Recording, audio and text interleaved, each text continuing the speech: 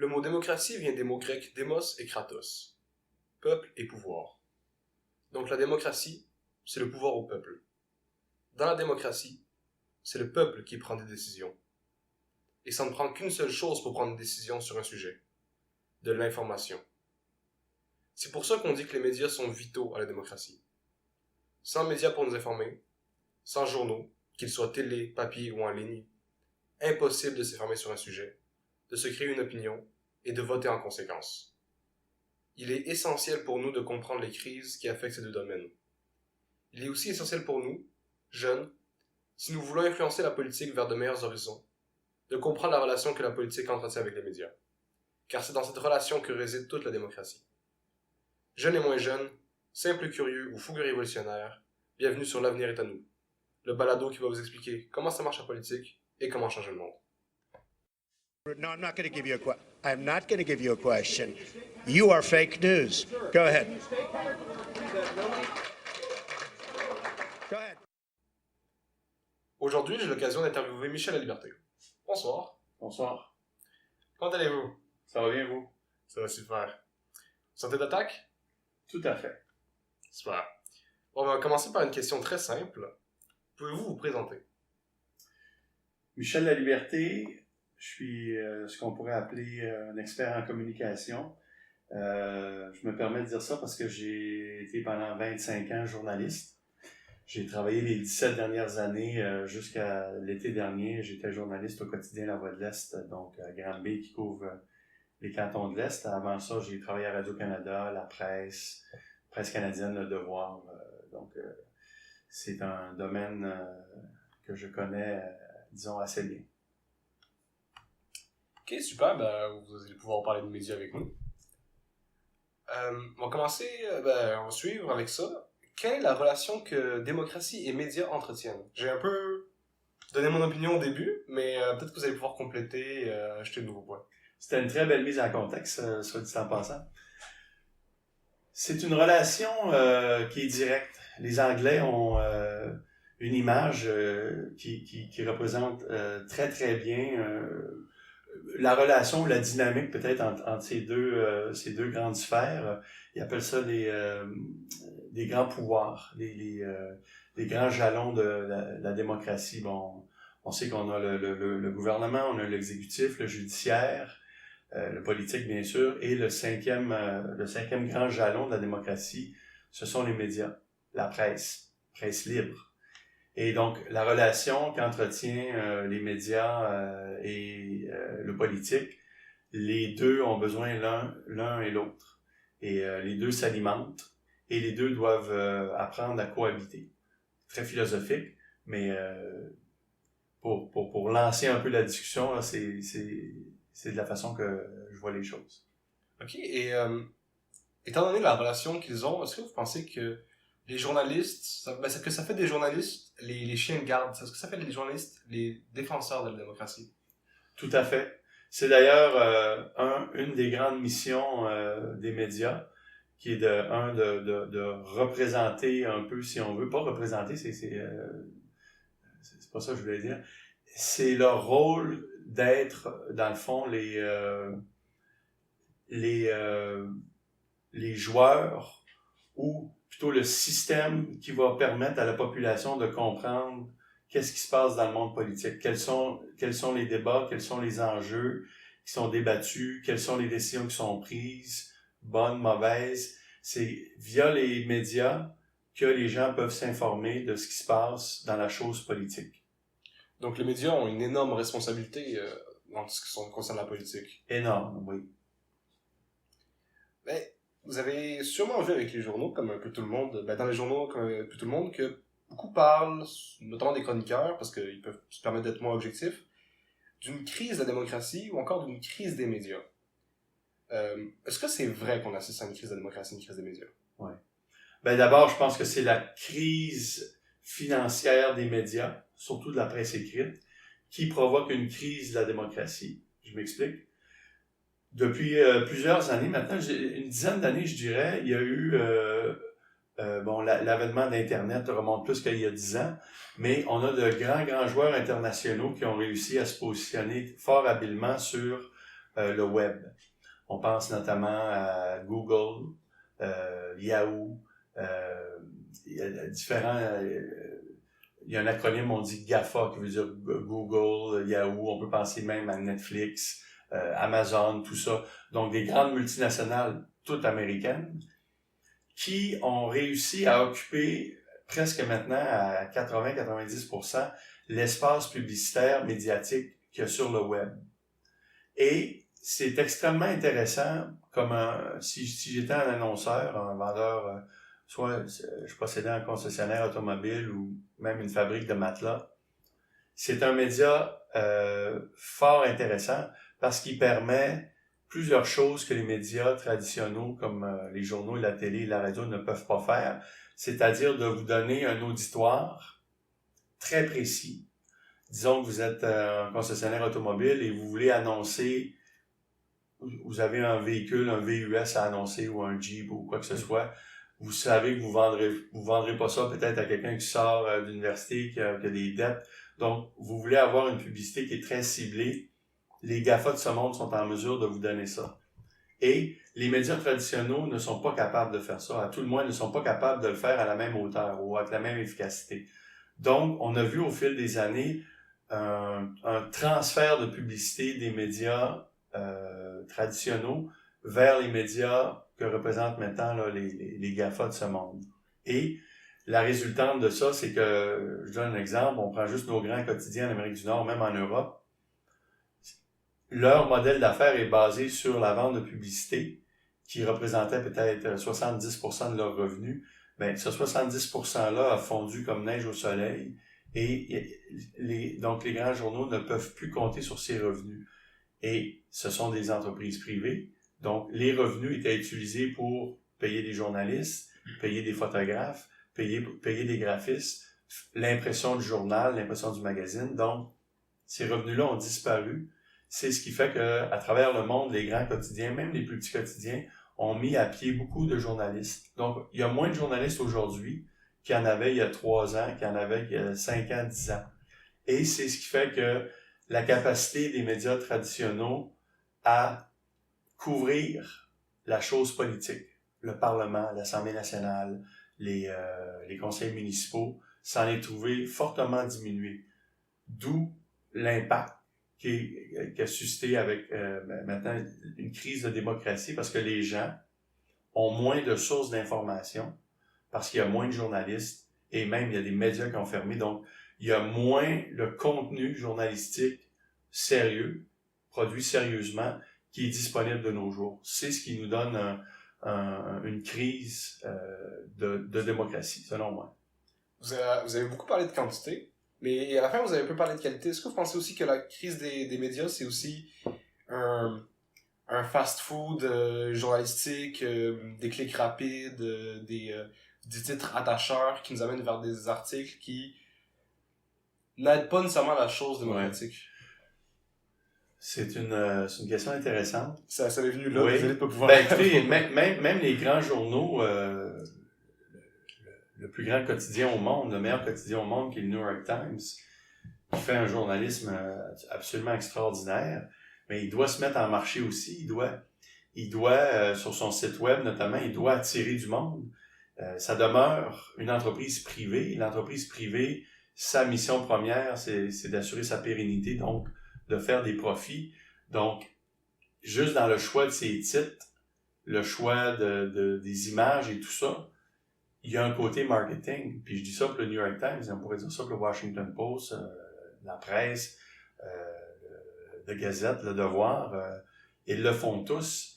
Ceci dit, c'est pas si exagéré que ça, mais l'importance en démocratie, l'importance pour les citoyens pour rester informés et pour jouer leur rôle de citoyen, c'est de bien s'informer. Et une des seules façons de faire ça, c'est de varier ses sources d'information, donc de ne pas juste puiser dans un seul média, ces informations. Il doit être capable de les recouper et de s'intéresser à ce que fait plusieurs médias sur le même sujet. Mais juste pour revenir sur la question de est-ce que ça ne devient pas un peu un clickbait en bon chinois. Oui, en effet, ça existe. mais il faut que les gens développent leur sens critique. Et oui, si ils ont été... si un titre a suscité leur curiosité et qu'ils sont allés le voir, c'est correct. Oui, ça fait des clics et ça permet ça donne des belles statistiques, si on veut, aux médias. Mais au-delà de ça, il y a quand même on a tous une responsabilité.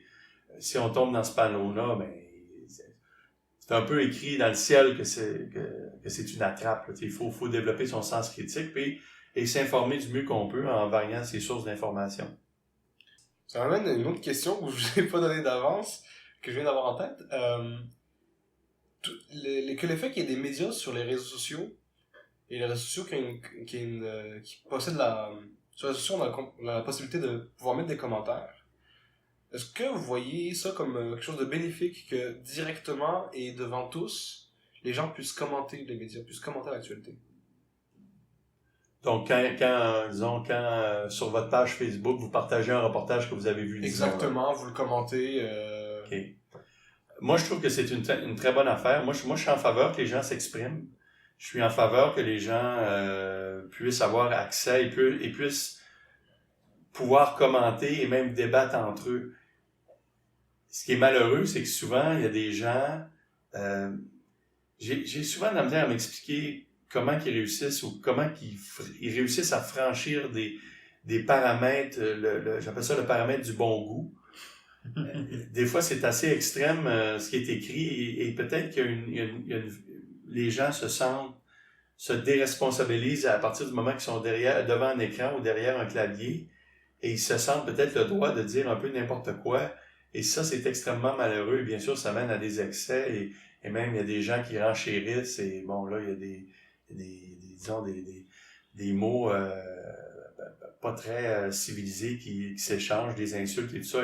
Et bien sûr, rendu à ce point-là, la discussion est futile et ça nous mène absolument nulle part. Mais en effet, c'est dommage. C'est un mauvais côté peut-être qu'on a du partage d'informations et de la possibilité de pouvoir commenter. Mais ceci dit, faut peut-être des fois s'interroger sur nos amis ou les gens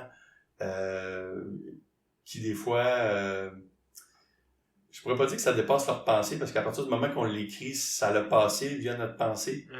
Et on y a réfléchi, ne serait-ce que quelques secondes, mais c'est sûr que c'est extrêmement dommage quand on en arrive à ça, mais faut regarder le bon côté des choses aussi. Il y a beaucoup de commentaires fort constructifs et même qui amènent la discussion plus loin, mais je pense qu'il y a des gens, peut-être que par manque d'instruction, ou peut-être par manque de finesse ou d'habileté,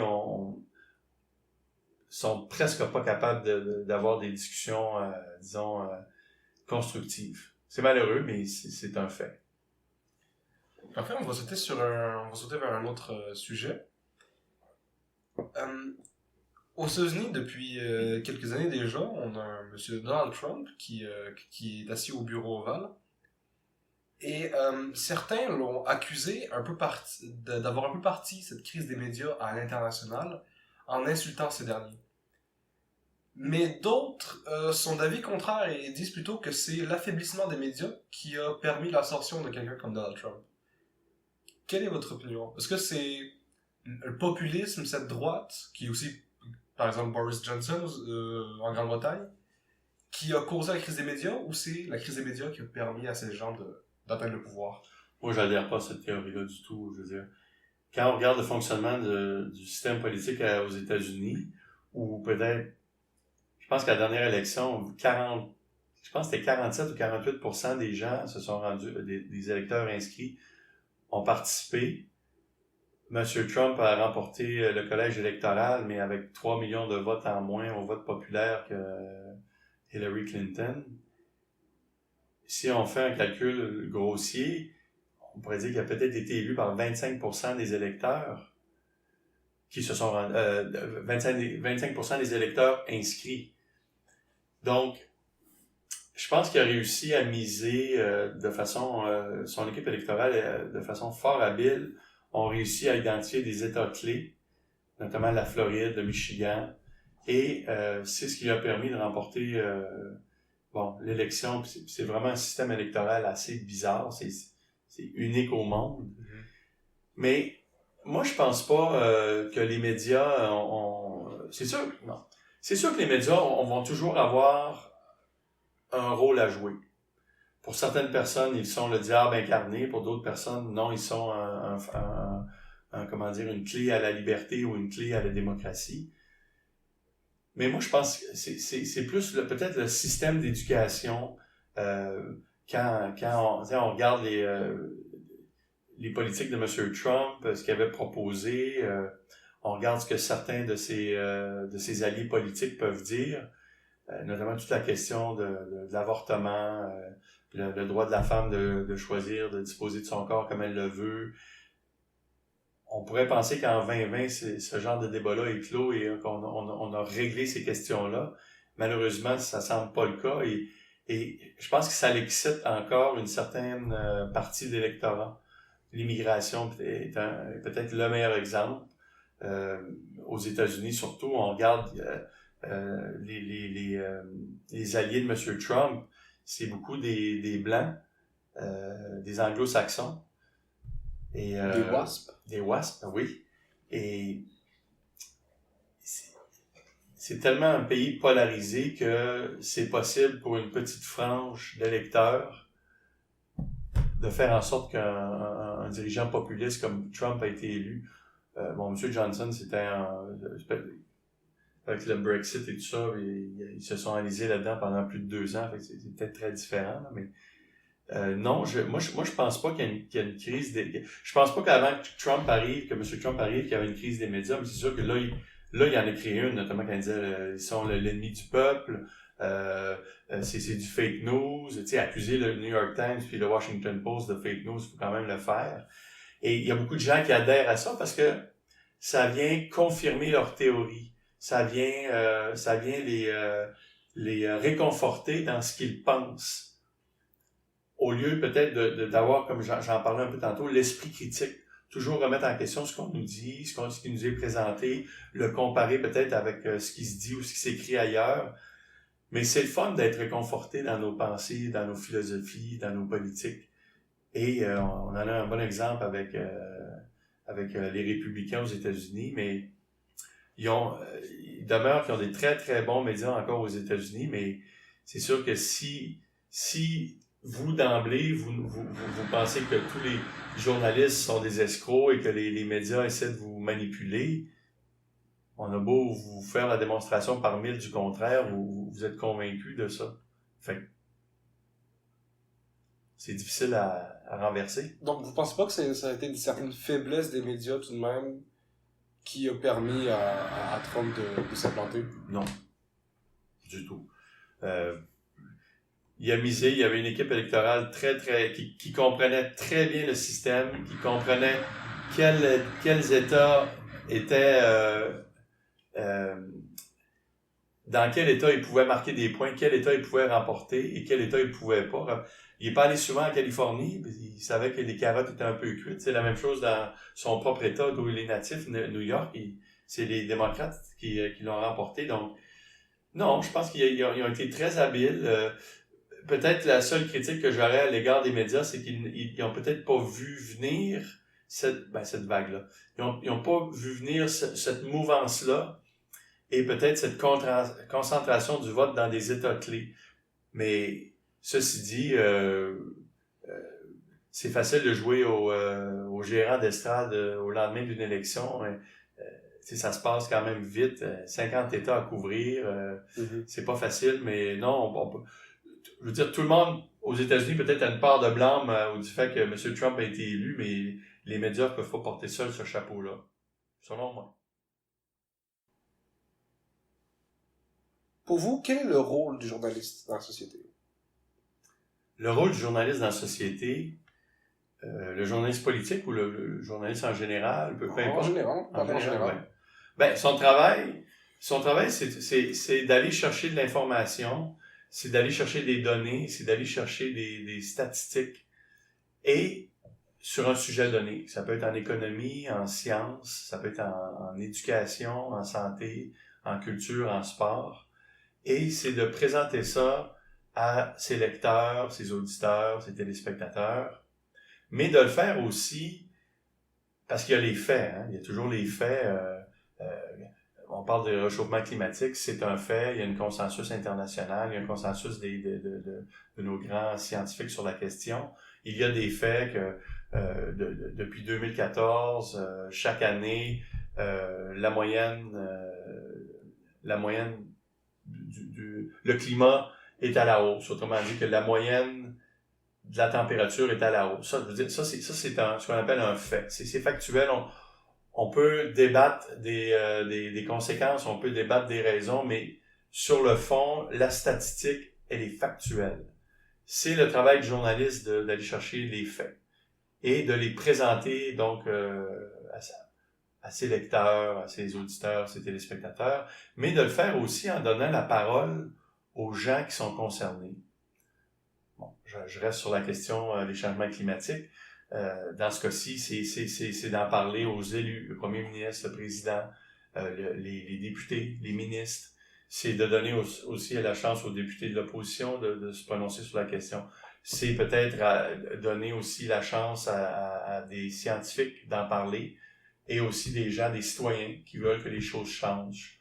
Donc, c'est le travail du journaliste d'appeler tous ces gens-là, de rencontrer ces gens-là et de créer est un mauvais verbe, là, mais de produire un reportage, un documentaire, un balado, qui va expliquer un enjeu et qui va amener donc un reportage qui va expliquer un enjeu et sur lequel on va greffer tous les éléments, en tout cas une grande partie des éléments du moins que les gens ont besoin pour avoir une bonne compréhension du sujet qui est débattu. Un bon journaliste, une bonne journaliste, c'est ce qu'elle fait. D'ailleurs, on va en revenir sur les changements climatiques. J'ai une nouvelle idée de question.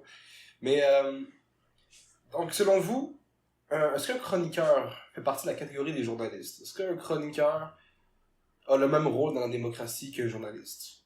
Non. Un chroniqueur, souvent les chroniqueurs sont eux-mêmes des journalistes. Bon, il y a beaucoup de gens qui font une espèce de distinction. On pense notamment au Journal de Montréal. Les gens disent « Ah, ils ont des chroniqueurs. » Mais il y en a beaucoup qui ont des formations de journalistes. Il y en a beaucoup d'ailleurs qui sont encore journalistes parce qu'ils écrivent encore des reportages, mais qui font de la chronique aussi. Et de la chronique, c'est un style journalistique qui est très différent. Le chroniqueur va donner son opinion. Mais un bon chroniqueur va le faire à partir de faits. Il va commenter des faits. Il va commenter des événements qui se sont réellement déroulés. Il y aura pas, il partira pas sur une balloune, hein, il commencera pas à nous sortir de différentes théories. À se demander pourquoi on dit joyeuse fête au lieu de joyeux Noël. Oui, c'est un bel exemple anecdotique, mais le chroniqueur peut choisir un style où il étale pas, où il est pas capable d'appuyer ce qu'il affirme. C'est son choix. Mais c'est pour ça qu'on a des chroniqueurs, notamment juste ici au Québec, au Canada anglais, qui sont beaucoup plus crédibles que d'autres, qui sont très recherchés, comme quand ils publient, les gens veulent le lire. Je pense à Yves Boisvert notamment, ou à l'époque, Michel Boisvert était encore... Michel Ouimet, excusez-moi, était encore à la presse. Les gens, parce qu'elle faisait du reportage et de la chronique, mais les gens aimait beaucoup sa façon de chroniquer. Elle s'appuyait sur des faits, elle interviewait des gens. Donc, c'est un style journalistique qui est très intéressant aussi, mais qui est pas neutre. Et il n'a pas la prétention de l'être non plus. Il y a beaucoup de gens qui s'offusquent de ça, en disant « Ah, c'est pas objectif, c'est pas neutre », mais ça n'a pas la prétention de l'être non plus. Mais un bon chroniqueur va y aller avec son argument A, B, C, D, E, pour faire la démonstration de ce qu'il avance. Ça, c'est un bon chroniqueur. Malheureusement, on a beaucoup de chroniqueurs dans un certain quotidien tabloïd à Montréal, pour ne pas le nommer. C'est un peu n'importe quoi des fois. Puis des fois, c'est pas des journalistes, et c'est des gens qui font des affirmations. Des fois, c'est épouvantable. C'est comme si on lisait un peu... je vous vois sourire, mais quand vous parliez tantôt, là, quand on partageait des reportages sur Facebook, il y a des gens... C'est incroyable ce que les âneries peuvent écrire, mais il y a des chroniqueurs, malheureusement, que c'est leur style. Mais il y a des gens qui sont prêts à lire ça. encore là, j'en reviens souvent à ça. Il faut, en démocratie, un des bons outils qu'on peut développer, c'est le sens critique. C'est de s'interroger, de se questionner sur ce qu'on nous dit. C'est pas donné à tout le monde. Très bien, mais pour suivre un peu sur le côté sens critique et avoir les bonnes informations, et aussi pour revenir sur la question des changements climatiques, plusieurs journaux ont décidé de ne plus donner la moindre couverture des climato-sceptiques, des gens qui ne considèrent pas que les changements climatiques sont vrais.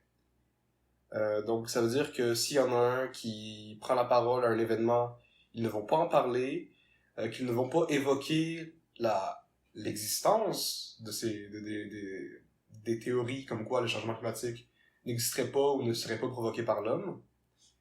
Ce qui peut d'un côté amener à augmenter la quantité de vraies informations qui circulent dans les journaux et dans les médias, mais qui efface un peu une certaine partie du travail journalistique qui est de montrer tous les faits, toute la vérité. Donc, qu'est-ce que vous en pensez? Mais c'est justement la vérité. Ces gens-là, la démonstration a été faite que leur théorie ne tient pas, ne résiste pas à l'analyse. Je sais, aux États-Unis, il y a quelques stations de télévision, il y a plutôt les grandes chaînes qui, en effet, ont décidé de ne plus donner la parole à des climato-sceptiques. C'est sûr que c'est extrêmement délicat parce que en démocratie, tout le monde doit avoir droit au chapitre. C'est pas parce qu'on a une opinion erronée qu'on n'a pas le droit de la diffuser ou de se faire entendre. On a quelque chose qui s'appelle la liberté de parole au Canada. Et dans nos grandes démocraties, c'est un droit sacré, reconnu d'ailleurs par notre charte des droits et libertés. Mais ça devient, c'est un choix que les médias font. Mais c'est inévitable qu'il faut continuer de parler des climato-sceptiques parce qu'on a plusieurs élus en poste de pouvoir qui le sont. Regardez juste en Australie, le premier ministre qui a été élu au printemps 2019 est un climato-sceptique. C'est plutôt ironique. C'est très ironique et il a fait quelques déclarations. C'est un pays continent qui vit une crise sans précédent. Et il a eu quelques déclarations un peu stupides, on peut le dire. Il a déclaré récemment, parce que des gens lui demandaient « Ouais, mais comment se fait-il que le gouvernement n'arrive pas avec des mesures justement pour combattre les changements climatiques? » Et lui, sans parler de changement climatique, il a dit « Ben, on peut pas arriver avec des mesures qui vont faire mal à notre économie. Mais on a de grands économistes, ici même au Canada, et même il y a le président, pas le président, mais le secrétaire général de l'ONU? Oui, mais bon, lui, on pourrait pas dire que c'est un personnage de droite, mais il y a Mark Carney qui est notre ancien président de la Banque du Canada, qui est maintenant président de la Banque d'Angleterre, qui a sorti un rapport récemment où il disait que il faut prendre ça très au sérieux et que le fait de ne pas changer nos politiques énergétiques notamment commence déjà à faire mal à l'économie et affecte notre PIB, le PIB international. Mark Carney n'est pas un militant Greenpeace. C'est un économiste, on pense, de centre-droite. Et même lui a ce discours-là. Et là, ensuite, on voit, excusez l'expression, mais on voit des clowns qui ont été élus, je le reconnais, qui ont été élus, et qui arrivent avec des âneries comme ça, je veux dire. Donc là, on n'a pas le choix de parler de ces gens-là. Comme les médias australiens n'ont pas le choix de parler du fait que leur premier ministre ne croit pas au changement climatique et de lui donner de la visibilité. Et il y a des gens encore là que, je ne sais pas, ça vient les réconforter. Ils vont trouver n'importe quelle autre raison pour les expliquer pourquoi le climat se réchauffe. Mais et pourquoi leur pays est en feu? C'est d'une ironie totale, comme vous le mentionnez tout à l'heure. Mais les médias, je pense que ne doivent plus donner à monsieur, madame, tout le monde, qui sont des climato-sceptiques, faut plus leur donner de visibilité, mais quand c'est des élus, ils sont quand même en place. Donc, il faut en parler. Je veux dire, ça devient une nouvelle, le fait que ces gens-là, malgré toute la science, malgré la documentation, demeurent, ou plutôt ont une opinion contraire. Et vous remarquez, c'est des opinions contraires, mais c'est pas vraiment étalé en termes de données scientifiques. Il y a une absence vraiment de données sérieuses des gens qui sont climato-sceptiques. Ok, parfait. Ben, on va tout de suite passer vers un autre sujet. J'essaie un peu J'essaie un peu toujours de faire des ponts. On parlait de liberté d'expression un peu tantôt. Est-ce que vous observez une détérioration de la liberté d'expression en général? Est-ce que vous pensez que certaines opinions ne retrouvent plus leur place dans les médias, ou en tout cas, ils retrouvent une place de bête noire? Je pense pas qu'on a une perte de liberté d'expression. On est peut-être un peu plus prompt à réagir suite à certains propos ou certaines paroles qui sont dites en public, ou notamment sur les réseaux sociaux. Mais ça, c'est peut-être le fait qu'on a maintenant une plus grande démocratisation des moyens de communication, où monsieur, madame, tout le monde peuvent s'exprimer maintenant de différentes façons. Hein. Ça peut être sur YouTube, Facebook, et c'est plus facile pour eux parce qu'ils n'ont pas besoin d'une grande technologie. Il y a une accessibilité en termes d'outils de communication ou de diffusion. Donc, je pense pas qu'il se dit plus d'âneries qu'avant, mais on en entend plus parce que la technologie nous permet d'en entendre plus, ou la technologie permet aux gens qui veulent s'exprimer sur différents sujets de le faire, ce qu'on n'avait pas avant. Mais non, je pense que la liberté d'expression est encore très vivante. Il faut pas que les gens aient peur de s'exprimer. Bien sûr, il y a une façon de le faire. Faut le faire avec respect. Et pas, faut pas inciter à la haine ou à la violence, recourir à la violence.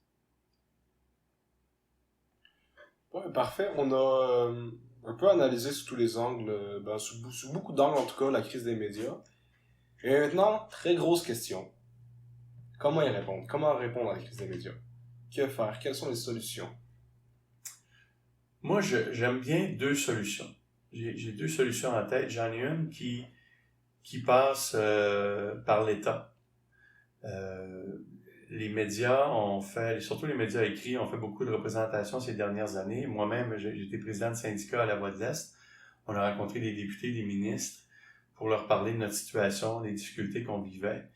Et autant au fédéral qu'au provincial, sont arrivés avec une série de mesures fiscales, notamment des déductions d'impôts, des crédits d'impôts sur la masse salariale des journalistes ou la masse salariale du personnel qui produit de l'information. Ça, bien sûr, ça permet aux différents médias écrits, puis ça s'adresse aux autres types de médias aussi, d'alléger un peu leurs charges fiscales, d'alléger un peu leurs obligations fiscales envers le gouvernement. Ça, c'est une façon de procéder.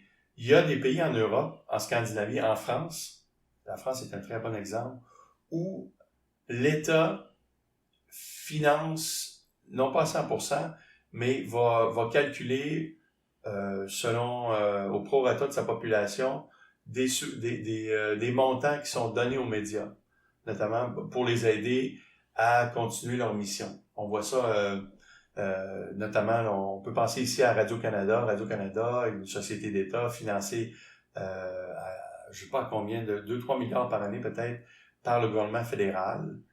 Et bien sûr, c'est à même les taxes et les impôts des citoyens canadiens.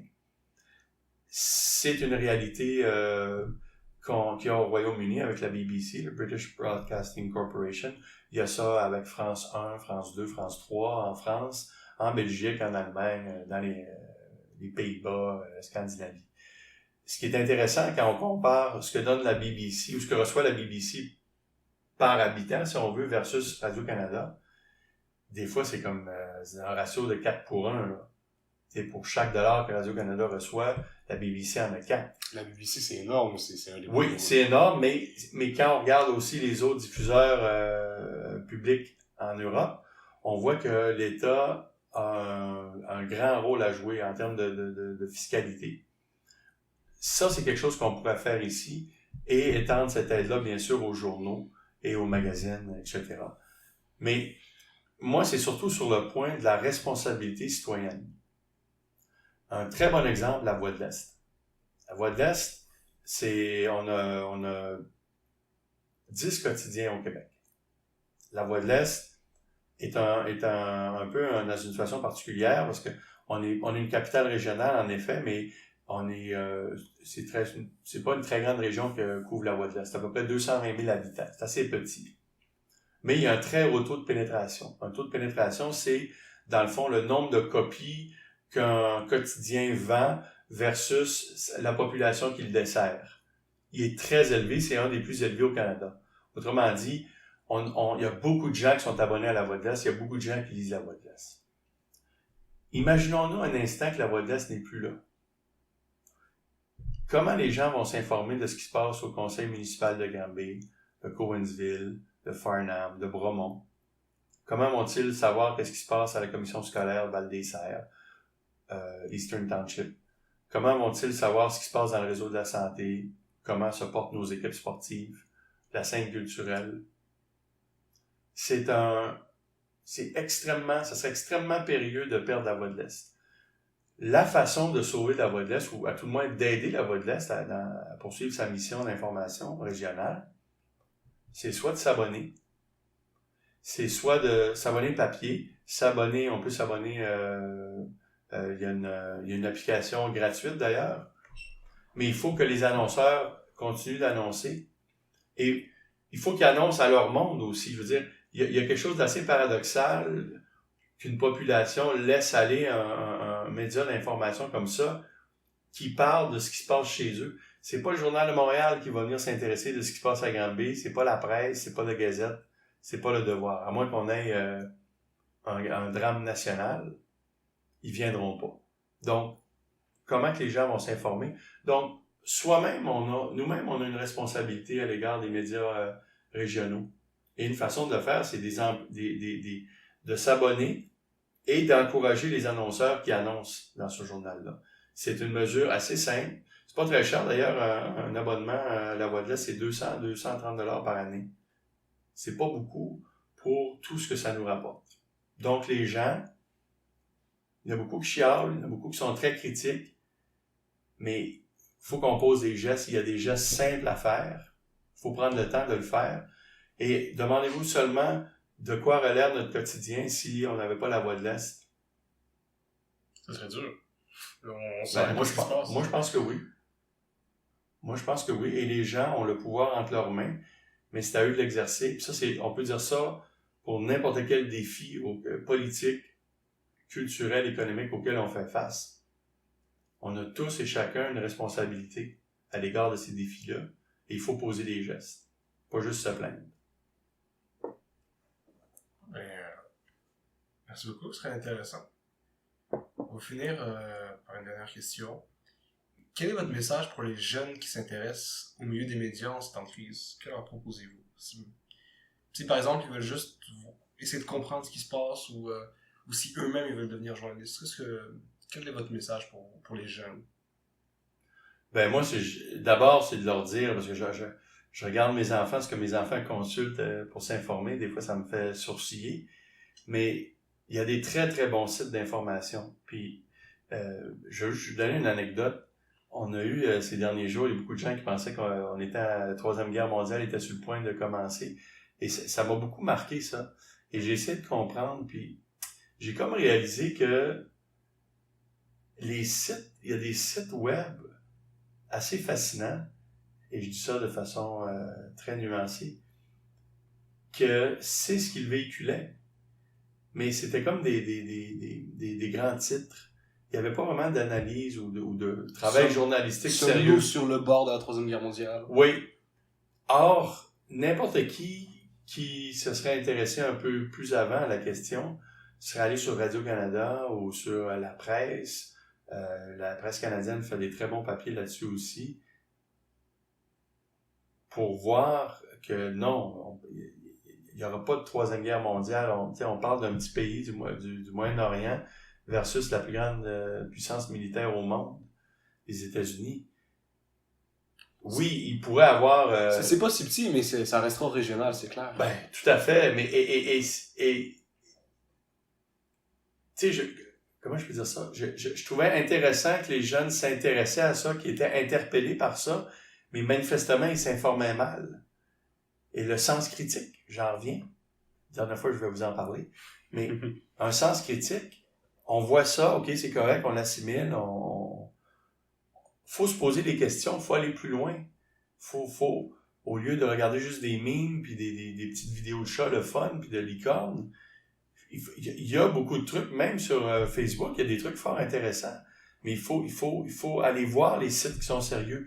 Un peu comme on disait tantôt, qui font du travail journalistique sérieux. Donc, pour répondre à votre question, j'invite les jeunes à s'intéresser à des médias qui sont sérieux, qui font de l'information sérieuse. Et ça existe, je vous le confirme, ça existe. Il y en a même plusieurs en langue anglaise, en langue française. Et pour ceux qui s'intéressent aux journalistes, même s'il y a une crise des médias, je veux dire, il y a encore une grande place pour les journalistes. Il y a encore un grand besoin. Manifestement, il y a une grande demande de la population pour de l'information, puis pas juste de l'information, de l'international, ce qui se passe en Iran versus les États-Unis au Proche-Orient, ce qui se passe chez nous, dans nos commissions scolaires, dans nos municipalités, dans nos écoles. Et ça prend des jeunes gens comme vous, qui s'intéressent à cette dynamique-là, d'aller chercher l'information, puis d'interviewer les gens, puis de les confronter nos élus. On a besoin de ça. Parce que c'est pas monsieur, madame, tout le monde ont des emplois, ont des responsabilités, ont pas le temps, eux autres, ont pas 8 heures à consacrer dans une journée à courir après un ministre pour savoir qu'est-ce qui se passe avec, disons, un projet de loi sur lequel ils travaillent, mais ça les intéresse. Mais c'est pour ça qu'il faut qu'on ait des gens qui, eux, sont payés pour le faire et qui ont le temps de le faire et qui veulent le faire. Il va toujours avoir de la place pour le journaliste et il va surtout toujours avoir de la place pour des jeunes qui s'intéressent à la chose et qui veulent en faire leur travail. C'est un métier extraordinaire. Michel Laliberté, merci. Merci à vous. As-tu bossé 30 minutes? On l'a bossé solide. C'est vrai?